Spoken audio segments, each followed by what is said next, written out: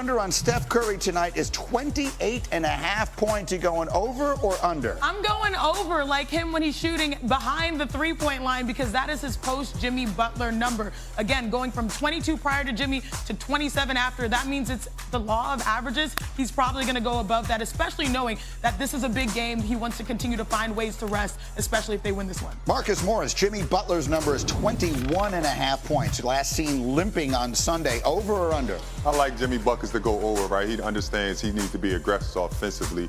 Against the Clippers, he had 30 points. So I know he understands the importance of winning this game, and they need him to score on this team. So I'm taking it over. And then, Shanae, how about Ja on the other side? His number, 27.5 for Mr. Morant. Over or under? Respectfully, I'm going to say the under, and I take this from his opponent, Steph Curry. Steph Curry said, it's not how many you make, it's when you make them. And Ja Morant is one of the best at that. It's a momentum play, it's a steal to a dunk, it's a block to a crossover.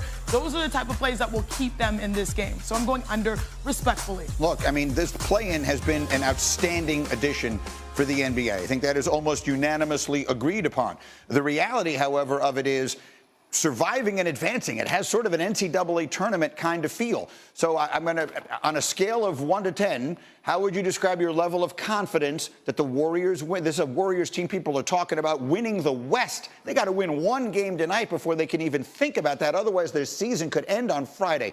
10 is the most confident you can be. What is your level of confidence? I'm going to say 9, right? I'm going to give him 9 because I believe that the Grizzlies will give him a dogfight, right? I think the Grizzlies are a really good team, but after the top 3 guys, I don't think that they have any experience after that, right? I think that the Warriors understand getting that extra break really helps them. You know, I mean, they are banged up with injuries, so I think they lay it on the line right here. They give everything they got, and they cruise into the 7th seed. Yeah, again, a reminder for those who don't know, the losers of the 7-8 games wind up playing for their lives on Friday and then turning around and playing when the playoffs begin just very quickly after that. Shanae, how confident are you about the Warriors tonight? Look, I'm not going to go 9, but I'll go 8.5. I'll go 8.5. It's higher than I expected from either of you. Jimmy Butler, when last seen, Jimmy G. Buckets was limping around the floor the other day. That's 2 days ago. It's not 2 weeks ago. But also, he's one of the toughest in the NBA, and I think they expect him. That's the play right there, taking the knee by Kawhi Leonard. A lot of people are concerned because, you know, with injuries, sometimes you hit that knee and then it puffs up and all that type of situation. But, thank goodness we don't think that that's the case. It's like a contusion, like a thigh contusion. Good word. So, like, but I mean, look, they got stuff for that, Greeny. They got stuff to take care of that. They do have stuff for that. What stuff do they have for that? Because candidly, I'm in pain all the time. Many massage therapists, medicine, they got it. Yeah, they got it. Sorry. So you were saying, so Jimmy, you think Jimmy is fine tonight? Yeah, I think Jimmy plays. I think Jimmy, you know, he goes out. He knows the importance, right? He's in a position where he went to Golden State. That's why they brought him fighting here. for something, right? He stayed in that game, so I think he will be okay. I mean, I don't see him limping. I asked this one also of Shanae advisedly, and I say that because she is from Houston. The winner tonight gets the Rockets in the first round of the playoffs. The loser tonight is playing for the right to play OKC. How much of a difference, putting your own civic fandom aside, how much of a difference is that? Look, a lot of people might say that if the Warriors win this game, they actually got the favorable path. Right. The basketball gods of Spalding and Wilson might have blessed them because they avoided OKC, which I said is literally a defensive buzzsaw. If you look at the defensive categories, they're number one.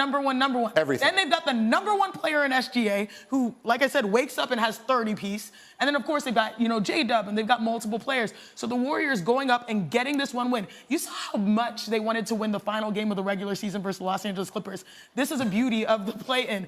They want to be able to advance because they know that their path is so much smoother. They also avoided the Lakers by virtue of that loss. I think that this is the game that they're going to put everything toward. If they win tonight, they get Houston. If they win that, then they get the winner of Lakers Timberwolves. So we could be setting ourselves up for a fascinating ride in the West. In the meantime, you guys know I love sports history.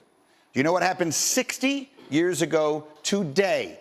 Chris Mad Dog Russo, if you're watching, get a little closer to your TV. 7-8, 7:30 game for everybody. Winner plays Boston. I don't know if that's good or bad.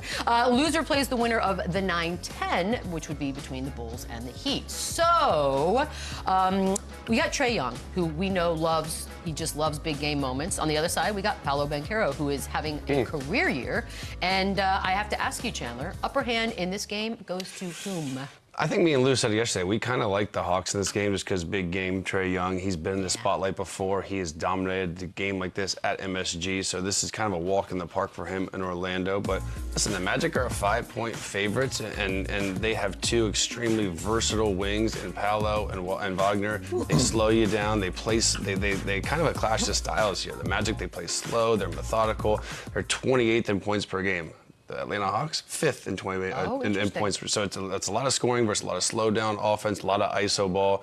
So it's going to come down to defense. Dyson Daniels is going to have his hands full guarding one of those bigger guys, but I expect a great game. I'm actually kind of shocked by this spread, though. I don't know. I didn't think it's too big. I think it is. I think it's going to be tight all game long. That's why I like it to go Atlanta's way, right? And especially when you have Trae Young at the helm of that. Like, He's not new to adversity in his career. He's not new to being in these type of situations, environments.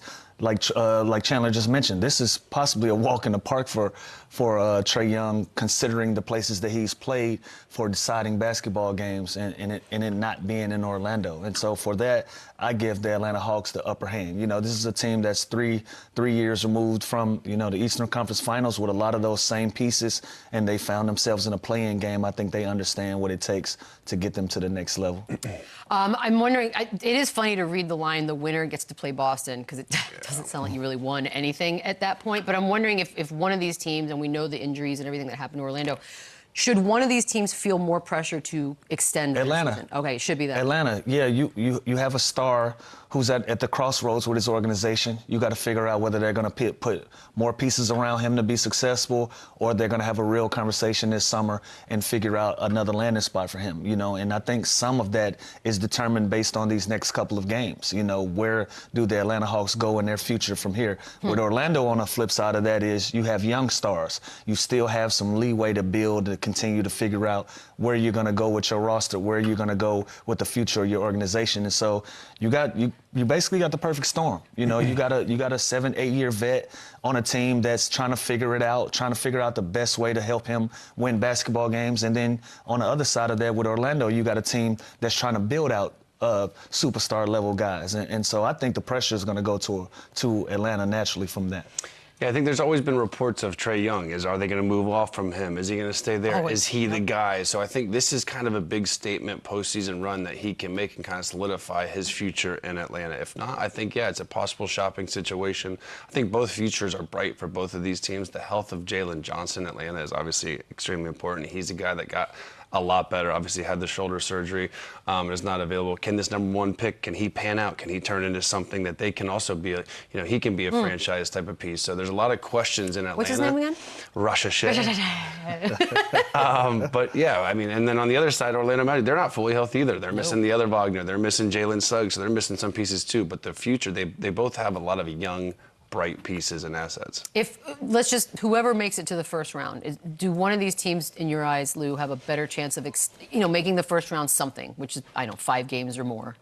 I like, both of these teams have talent, right? I don't think you can go wrong with either. I think Boston still has a great opportunity of beating both of these teams in a first round series based on, the way that they've been going about business. But, if I have to pick one, I'll still go with the veteran group like in Atlanta. I would go with